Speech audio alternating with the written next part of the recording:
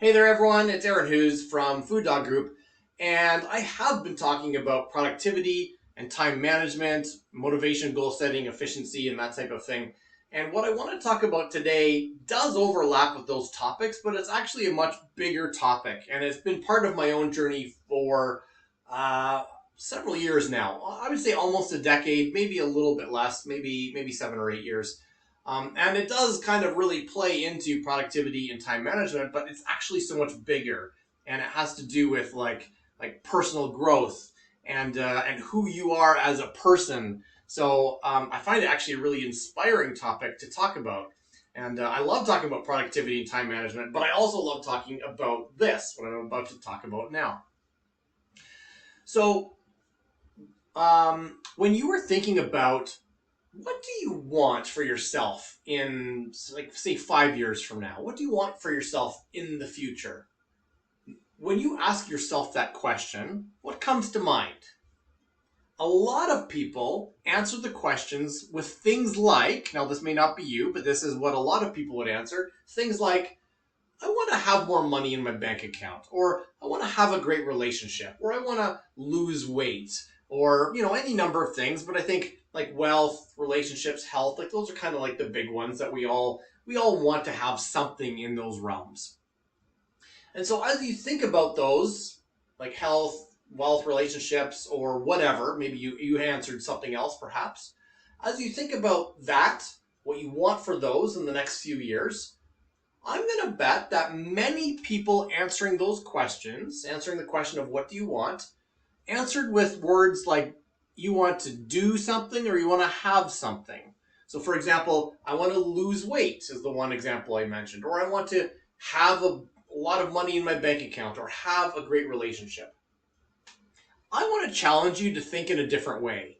Instead of focusing on what you want to do or what you want to have, I want to challenge you to think instead about who do you need to be in the future? Who do you want to be? So instead of thinking, just to use my three examples already, instead of thinking I want to have a bunch of money in my bank account, think instead I want to be a wealthy person. Instead of thinking I want to have a great relationship, think I want to be an amazing spouse. Instead of thinking you want to lose weight or release weight, instead think, I want to be a healthy person, or I want to be athletic, or however you might define that. And it might seem to some people like a subtle shift. Like, what's the difference? I think there's a big difference. For example, someone who just wants to have a bunch of money in their bank account is really focused on that dollar amount. But someone who wants to be wealthy is considering other factors, and maybe they're considering things like cash flow or insurance or like wills and estates or risk mitigation. Like they're thinking of the bigger picture. Same with the person who wants to lose weight versus be healthy. Those are two very different types of mindsets. The lose weight person is really focused on a number. The person who wants to be healthy now is bringing in things like, am I eating the right balanced food? Am I having good activity in my life?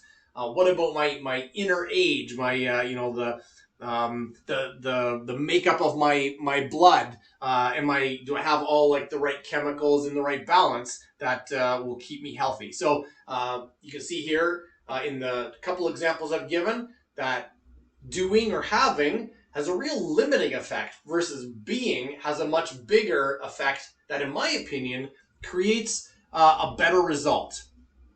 Just like that, the person who wanted to have a bunch of money in their bank account had a real limited results that they were going for, versus the person who wanted to be wealthy had a much more abundant and, in my opinion, safer and more financially secure vision for the future. And then once you have that flip from do or have to be, then it becomes about reverse engineering the bigger picture into actions that you can take. And I think that when you are looking at the more inspiring who do I want to be, it becomes much more fun and less of a task, less of a chore to do those things. So the person who has to lose weight is like, oh, what do I have to give up? I have to go on a diet. but I really want some candy right now. Versus the person who is inspired to be an athlete is thinking very differently about their choices day to day. Like they're sure they might still want some candy. Who doesn't? But they're also saying, okay, but an athlete, would an athlete have this much candy? No, an athlete might have like a little bit of a treat candy after working out or something. I'm kind of making this up as I go, but I think you see what I am saying here. And for me, this has been a huge, huge shift. And that's why I'm sharing it today, because it was such a fundamental shift for me that I wanted different things in my life, in my business that I was running before I started FuDog Group. I wanted how I wanted to travel, how I wanted to live in the world, all these different things, and they were all like do or have, and that was okay.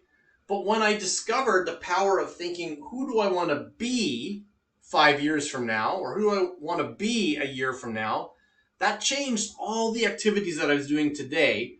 And I actually was able to achieve far more than I was dreaming when I was only thinking of do and have. So think about what you want for yourself in 1 year, 5 years, 10 years. And then ask yourself, who do I need to be in order to achieve that? And step into that new identity, that new role, that new you. And I think you'll find a more exciting future than you are even imagining right now. I'd love to know your thoughts about that. I think that's a different framing for people. So post in the chat below if you agree, if you have questions, if you have thoughts, if you've done this yourself, and what the result was. I'll be watching for your comments.